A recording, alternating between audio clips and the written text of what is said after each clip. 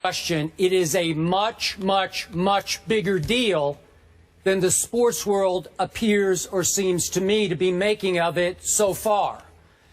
And again, I am dumbfounded, Stephen A. Smith, by the lack of reaction that Jordan Spieth got yesterday afternoon for putting himself in the strongest position ever since this record was achieved by Ben Hogan, the late, great Ben Hogan, in 1953, a year in which he won the first 3 majors. Jordan Spieth put himself in the strongest position since then, stronger than Tiger Woods, stronger than Jack Nicklaus, stronger than Arnold Palmer, to close this deal. And the reaction seemed to me to be, that's cute, that's nice, ho-hum, on to the next golf story. What I heard and felt last night, Stephen A. Smith, was that Tiger Woods achieved more hype and buzz going into this tournament. The new improved Tiger, who was back and had the best chance yet to break back through and win yet another major championship before this started. I felt more impact from that story than I felt for this kid last night. And I still believe that this kid, only 21 years of age, is being underhyped and underpublicized in the shadow that the great Tiger Woods still casts. And again, we were all spoiled rotten by the electrifying performances that Tiger Woods once gave us. Seems to me like it's a long, long time ago, because clearly we have to go all the way back to '08 since the last time Tiger broke through and won a major championship at the United States Open. But to me, the reaction of the golf community still seems to be, hey, if it's not Tiger, it's not that big a deal. It's okay, it's a nice story, but ho-hum, it really doesn't matter that much if it's not Tiger Woods. And Stephen A., if you don't mind, I'm going to hold up today's USA Today sports section. Can you see this headline atop the sports page? Now yes, I'm going to read it to you. Amateur, aces gather atop the leaderboard.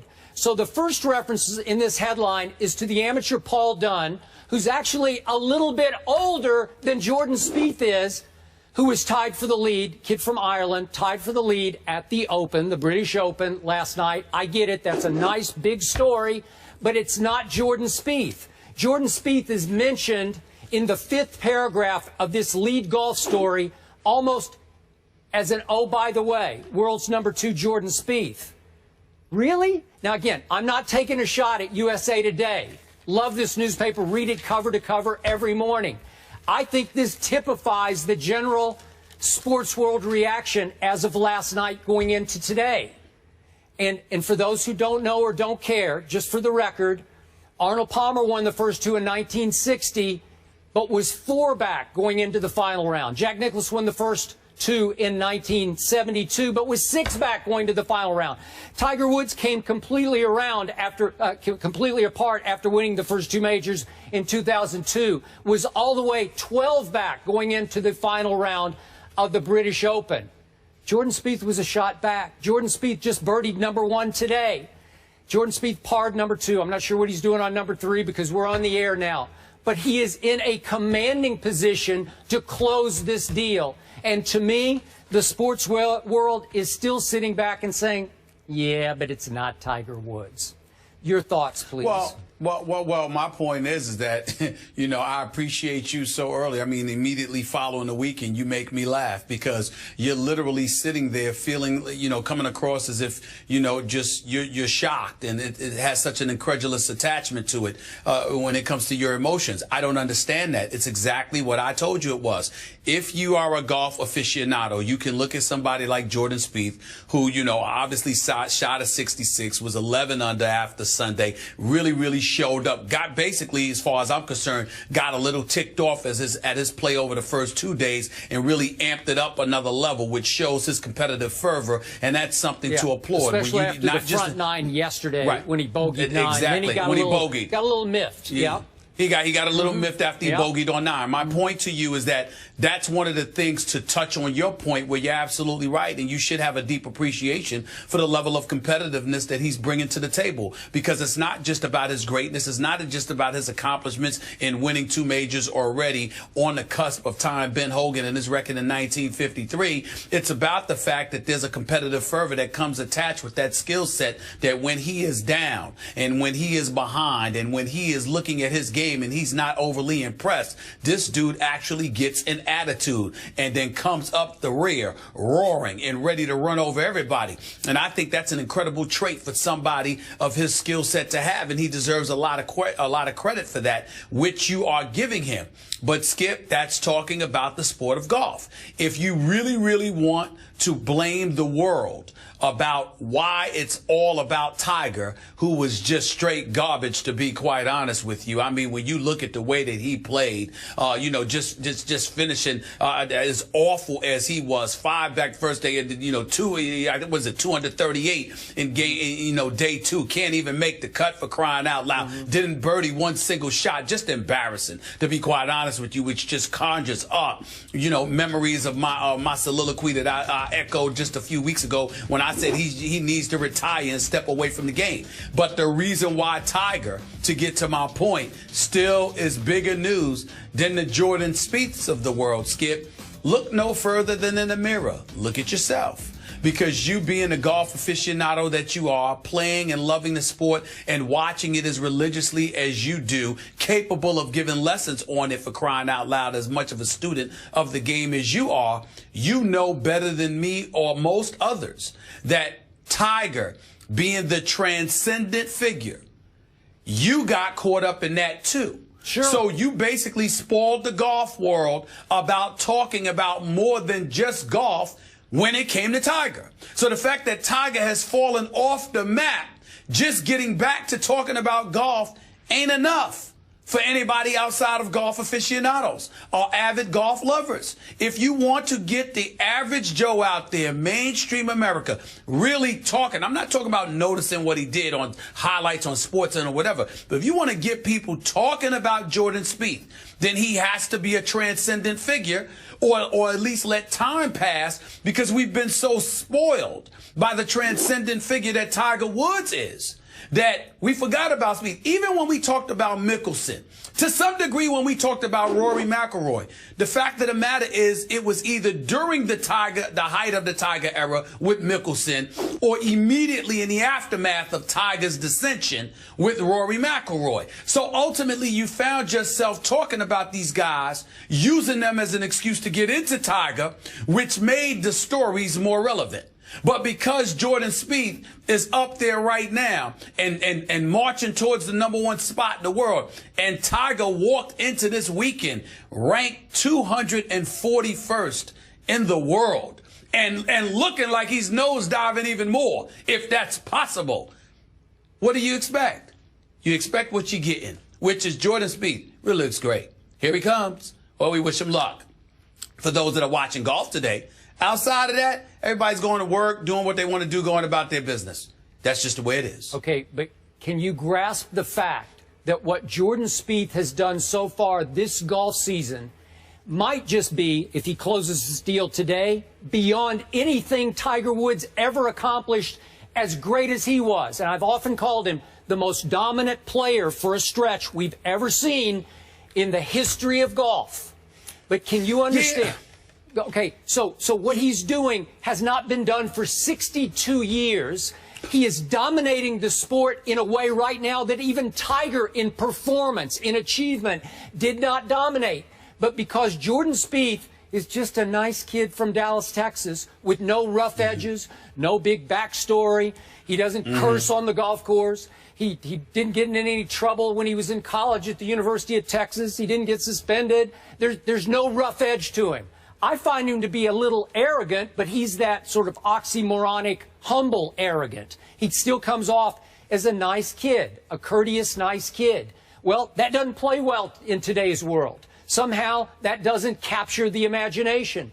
Tiger was a thunderstorm waiting to happen. Tiger, from the start in 1997, let go of curse words. They flew out of his mouth in front of those boom mics on the tees and near the greens. So again, that made him a little edgy, a little, like, oh, wow, the kids were amazed by Tiger Woods. Well, again, you're not wrong, Skip, because you're never wrong about your golf, but you're giving an incomplete picture. And here's what I mean by that. When you talk about Jordan Spieth, you talk about the outcome.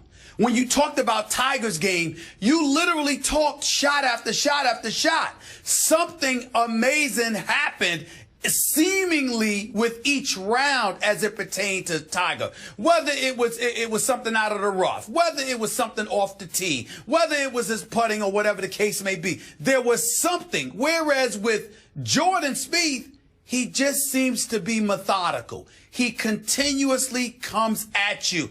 Doesn't necessarily blow you away with a wow moment or moments of greatness per se. He's just consistently very gifted at what he does for the most part.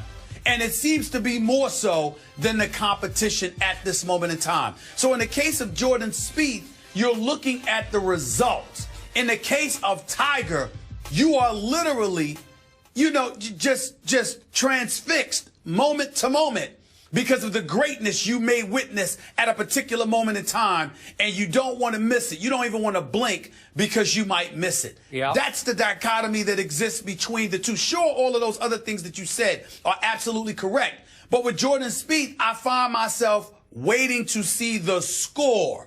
With Tiger, I need to see him play when he was in his prime. Okay. I needed to see him swing. With Jordan Spieth, all right, where's he at? Where's Day at? Where's Oosthuizen at? Where are these guys at? That's just the way it is. So, quick comment for me on the headline I showed you in today's USA Today. Amateur, aces gather atop the leaderboard.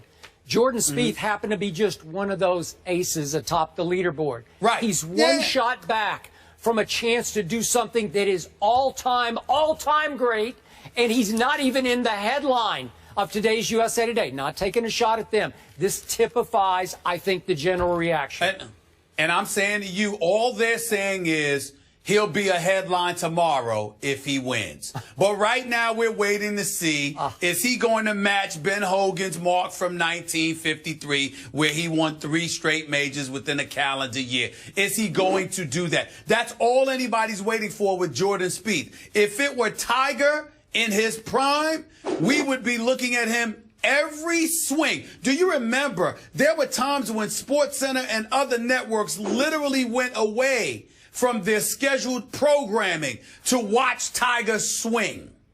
I mean, think about that. That's what went on with Tiger. Hey, that ain't Jordan Spieth. Tiger in his prime? Are you kidding me? What if Tiger had been the first black golfer to break through and win at Augusta National, win the Masters in '97, and had gone on to win the U.S. Open, and then gone to the British Open, and after 3 rounds had been 1 shot back? Do you know what a nuclear bomb would drop in the national and international media? Not just the golf media, but just in general. Again, Tiger, on a sociological level, had shattered through. He had not just broken through, he had shattered the golf world by winning the Masters in 1997. So that's not in his prime. That's at the start. That's right. You're absolutely correct. But I'm just saying his prime, meaning Tiger at his best. Sure. Because that's how much he had us mesmerized. Jordan Spieth doesn't hit us that way. He hits golf aficionados that way because you and so many others have an appreciation for golf that most people do not. So in that world, Jordan Spieth is going to resonate profoundly. I'm just wondering, when are we going to let go of Tiger Woods? Because we're not letting go. He's still the biggest story in golf. As garbage as he is right now, biggest story in golf.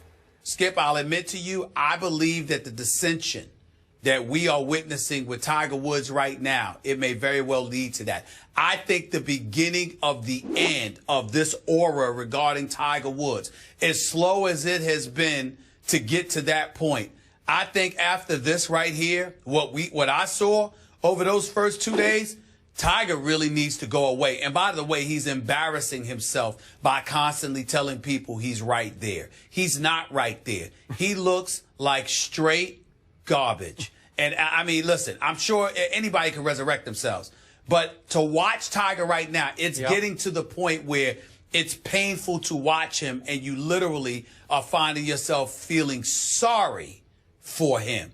He really needs to think about taking a break away from the game and just disappearing, because he's not himself at all. He's not even a shell of himself anymore. It's a disaster.